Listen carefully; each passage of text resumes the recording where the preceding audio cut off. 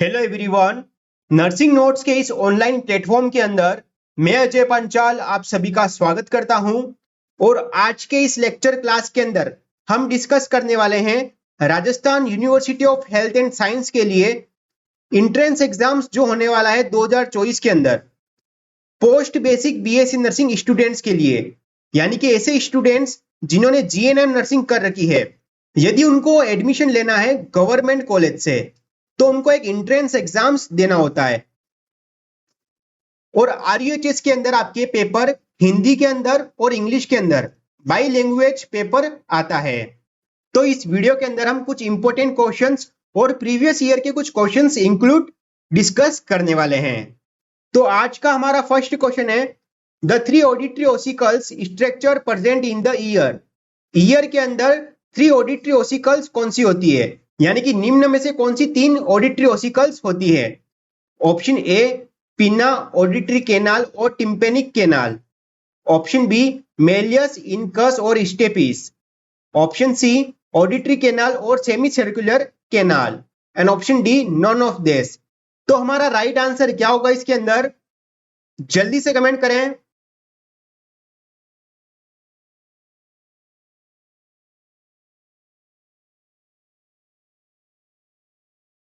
Ossicles को कहते हैं बोन्स, ठीक है, जो बोनी पार्ट होता है ईयर के अंदर। तो वो कौन सा होता है, यानी कि तीन बोन कौन सी होती है इसके अंदर, तो मेलियस, इनकस और स्टेपिस। इसको याद करने के लिए शॉर्ट फॉर्म में MIS, मीस, ठीक है। तो हमारा करेक्ट आंसर हो गया ऑप्शन बी, यानी कि ऑडिटरी ओसिकल्स कौन सी होती है, मेलियस, इनकस और स्टेपिस।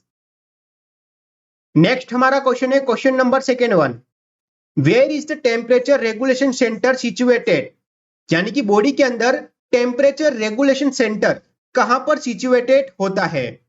ऑप्शन ए हाइपोथैलेमस के अंदर, ऑप्शन बी थैलेमस के अंदर, ऑप्शन सी मेडुला ऑब्लोंगेटा के अंदर एंड ऑप्शन डी पेनक्रियास के अंदर। तो हमारा राइट आंसर क्या होने वाला है इसके अंदर, जल्दी से कमेंट करें। इजी क्वेश्चन से ये और प्रीवियस ईयर के अंदर पूछा गया है। तो हमारा करेक्ट आंसर क्या होगा, ऑप्शन ए हाइपोथैलेमस, यानी कि हाइपोथैलेमस के अंदर टेम्परेचर रेगुलेशन सेंटर सिचुएटेड होता है। तो हमारा करेक्ट आंसर हो गया ऑप्शन ए। नेक्स्ट हमारा क्वेश्चन है question number third one, which function of the heart pumps blood out the heart, यानी कि निम्न में से कौन सा एक जो फंक्शन है जिसके कारण हार्ट पंप करेगा और जो ब्लड है वो हार्ट से बाहर जाएगा।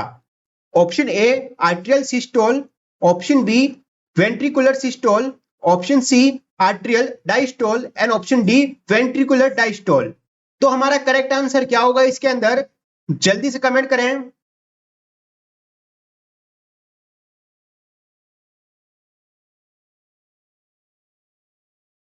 तो हमारा करेक्ट आंसर है option B ventricular systole. Ventricular systole के कारण क्या होगा, जो हार्ट है वो पंप करेगा और जो ब्लड है वो हार्ट से बाहर जाएगा। तो हमारा करेक्ट आंसर हो गया ऑप्शन बी। नेक्स्ट हमारा क्वेश्चन है question number fourth one, which of the following is the most common complication of urinary catheterization, यानी कि निम्न में से कौन सा एक जो मोस्ट कॉमनेस्ट कॉम्प्लिकेशन है वो यूरिनरी कैथेटराइजेशन के कारण होता है। यानी कि प्रोलॉन्ग्ड यदि कैथेटर रहेगा तो पेशेंट के अंदर क्या कॉम्प्लिकेशन क्रिएट हो सकता है। Option A hyper active bladder, option B hypo active bladder, option C both A and B and option D urinary tract infection. तो हमारा राइट आंसर क्या होगा इसके अंदर, जल्दी से कमेंट करें।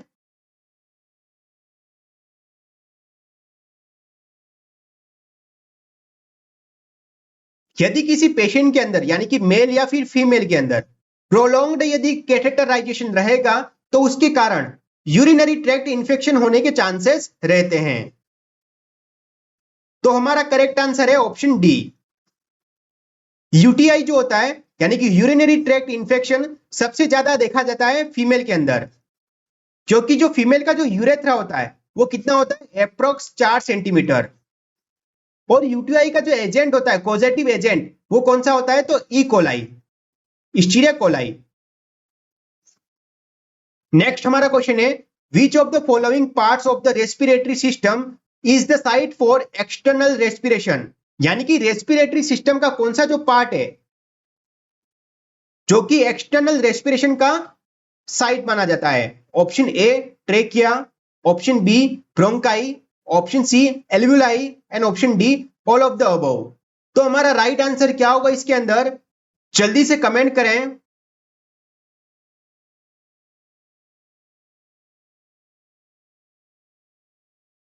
तो हमारा करेक्ट आंसर है ऑप्शन ए ट्रेकिया। ट्रेकिया क्या होता है, एक्सटर्नल रेस्पिरेशन ऑर्गन होता है या साइट होती है। तो हमारा करेक्ट आंसर हो गया ऑप्शन ए ब्रोंकाई और एल्वुलाई, ये क्या होता है, इंटरनल रेस्पिरेटरी ऑर्गन होते हैं। नेक्स्ट हमारा क्वेश्चन है, विच of the following nerves help in the rising the upper eyelids, यानी कि निम्न में से कौन सी जो नर्व है वो हेल्प करती है जो अपर आईलिड्स होती है उसको राइज करने के लिए, यानी कि हमारी आईलिड्स हो गई।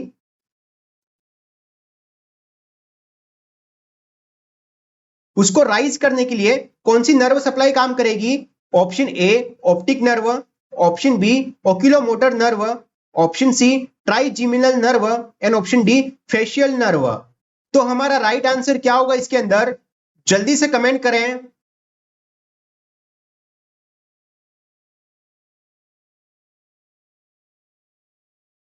तो देखा जाए तो जो ऑप्टिक नर्व होती है वो किसके लिए रिस्पॉन्सिबल होती है, विजन के लिए। यदि अपर आईलिड्स को राइज करने के लिए जो देखी जाती है नर्व कौन सी होती है, ओक्यूलोमोटर। तो हमारा करेक्ट आंसर हो गया ऑप्शन बी, यानी कि ओक्यूलोमोटर जो नर्व होती है वो क्या करती है, अपर आईलिड्स को राइज करने का काम करती है। नेक्स्ट हमारा क्वेश्चन है, a hormone that is produced by the kidneys and stimulates formation of red blood cell, यानी कि किडनी के द्वारा कौन सा जो है हार्मोन प्रोड्यूस होगा जो आरबीसी प्रोडक्शन या फॉर्मेशन के लिए स्टिमुलेट का काम करेगा। Option A renin, option B ADH यानी कि anti diuretic hormone, option C both A and B and option D erythropoietin. तो हमारा राइट आंसर क्या होगा इसके अंदर, जल्दी से कमेंट करें।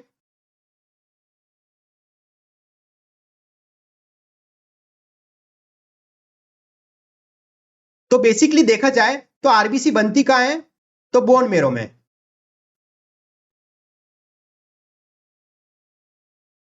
आरबीसी का जो फॉर्मेशन होता है वो कहां पर होता है, बोन मेरो के अंदर। तो उसको स्टिमुलेट कराने के लिए किडनी एक हार्मोन प्रोड्यूस करती है, तो उसका नाम है इरिथ्रोपोइटिन। तो हमारा करेक्ट आंसर है ऑप्शन डी। नेक्स्ट हमारा क्वेश्चन है, विच of the following largest diameter and is measured during the brow presentation, यानी कि निम्न में से कौन सा एक जो लार्जेस्ट डायामीटर है उसका मेजर हम ब्रो प्रेजेंटेशन के दौरान करते हैं। Option A biparietal, option B occipitomental, option C occipitofrontal and option D suboccipitobregmatic. तो हमारा राइट आंसर क्या होगा इसके अंदर, जल्दी से कमेंट करें।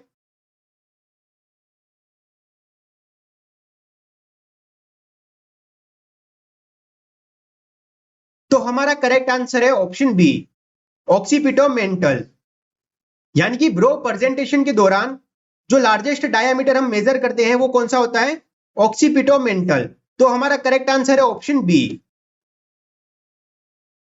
नेक्स्ट हमारा क्वेश्चन है, which is the commonest cause of infant mortality rate in India, India के अंदर जो आईएमआर होता है इन्फेंट मोर्टालिटी रेट उसका कॉमनेस्ट कॉज क्या है। Option A congenital malformation, option B diarrhoea, option C respiratory infection and option D prematurity. तो हमारा राइट आंसर क्या होगा इसके अंदर, जल्दी से कमेंट करें। इस क्वेश्चंस को प्रीवियस 2 ईयर में पूछा गया है, एक तो 2021 के अंदर पूछा गया है और 2018 के अंदर पूछा गया है। तो हमारा करेक्ट आंसर है ऑप्शन डी प्रीमेच्योरिटी, यानी कि आईएमआर का सबसे कॉमनेस्ट कॉज क्या है, तो प्रीमेच्योरिटी यानी कि प्री टर्म बेबी। तो हमारा करेक्ट आंसर हो गया ऑप्शन डी। नेक्स्ट हमारा क्वेश्चन है, the mode of transmission in which disease are transmitted due to coughing, sneezing और टाल्क टू इन्फेक्टेड पर्सन, यानी कि निम्न में से कौन सी ऐसी डिजीज है जिसमें इन्फेक्टेड पर्सन से यदि हम बात करेंगे या फिर स्नीजिंग करेगा इन्फेक्टेड पर्सन या कफिंग करेगा तो उसके द्वारा जो डिजीज फैलेगी तो उसका मोड ऑफ ट्रांसमिशन क्या कहलाएगा? Option A droplet infection, option B transplacental, option C vector borne disease and option D none of this. तो हमारा राइट आंसर क्या होगा इसके अंदर? जल्दी से कमेंट करें।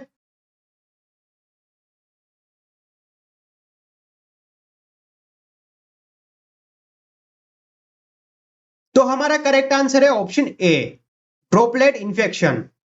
यानी कि कोई इन्फेक्टेड पर्सन कफिंग करेगा, स्नीजिंग करेगा, टाल करेगा, तो उसके जो सिक्रेशन के द्वारा जो डिजीज है वो ट्रांसमिट हो सकती है।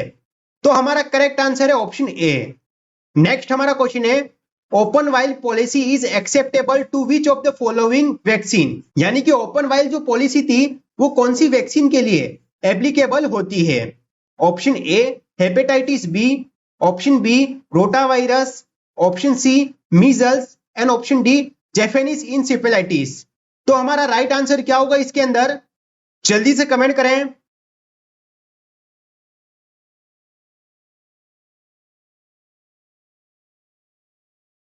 तो हमारा करेक्ट आंसर है ऑप्शन ए हेपेटाइटिस बी। यानी कि ओपन वाइल जो पॉलिसी है वो किसके लिए एप्लीकेबल होती है? तो हेपेटाइटिस बी वैक्सीन के लिए। तो हमारा करेक्ट आंसर है ऑप्शन ए। उम्मीद नहीं पूर्ण विश्वास है कि आपको समझ में आया होगा कि किस तरह से आरयूएचएस के अंदर आपके एंट्रेंस एग्जाम्स के अंदर क्वेश्चंस बन सकते हैं। उम्मीद करते हैं कि ये क्वेश्चंस आपके एग्जाम के अंदर रिपीटेड हो जाए। हमने ऑलरेडी 5 से 6 वीडियो बना रखी है और ये आरयूएचएस के ऊपर स्पेशल थर्ड पार्ट है। यदि आपको ये वीडियो पसंद आई हो, वीडियो को लाइक करें, वीडियो को शेयर करें। यदि आप हमारे यूट्यूब चैनल पर नए हैं तो हमारे चैनल को सब्सक्राइब जरूर करें और हम डेली इसके ऊपर वीडियो लाते रहेंगे। Thank you so much.